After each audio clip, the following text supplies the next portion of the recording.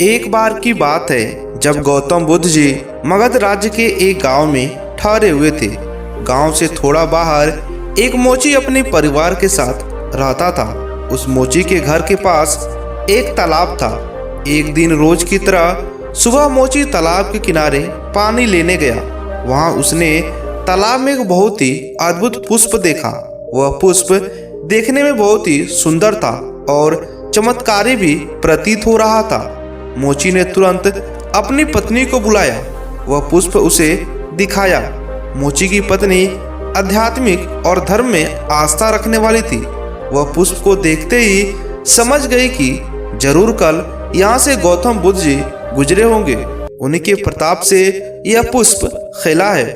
पुष्प को चमत्कारिक मानकर मोची ने एक योजना बनाई। उसने अपनी योजना के बारे में पत्नी को बताया कि वह इस पुष्प को राजा को देगा और उनसे खूब सारे स्वर्ण मुद्राएं लेगा। उसकी पत्नी ने भी सोचा कि यह पुष्प उसके किसी काम का नहीं है, इसे राजा को ही दे दो, कम से कम कुछ कमाई तो होगी। पत्नी की सहमति के बाद मोची राजमहल की ओर निकल गया।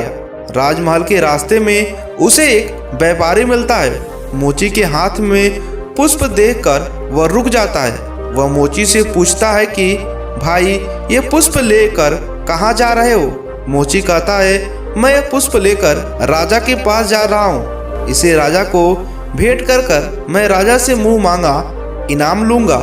व्यापारी ने मोची को प्रस्ताव दिया कि पुष्प ये मुझे दे दो, बदले में मैं तुम्हें 100 स्वर्ण मुद्राएं दूंगा। मोची सोच में पड़ गया। उसने सोचा कि जब व्यापारी इस पुष्प के लिए 100 स्वर्ण मुद्राएं दे रहा है तो राजा तो और ज्यादा देगा। यही सोचते हुए उसने व्यापारी को पुष्प देने से मना कर दिया। थोड़ा आगे चला ही था कि उसे रास्ते में राजा आते हुए नजर आए, जो गौतम बुद्ध के दर्शन के लिए जा रहे थे। राजा भी मोची के हाथ में वो दिव्य पुष्प देखकर अचंभित हो गए। राजा ने मोची को पुष्प के बदले 1000 स्वर्ण मुद्राएं देने के लिए कहा। यह सुनते ही मोची के मन में एक अजीब सी चेतना आई और वह राजा को पुष्प न देखकर दौड़ता हुआ सीधे महात्मा बुद्ध के पास पहुंचा। महात्मा बुद्ध जी मोची को देखकर हैरत में पड़ गए। उन्होंने मोची से पूछा तो मोची ने उन्हें सारी बातें बताई।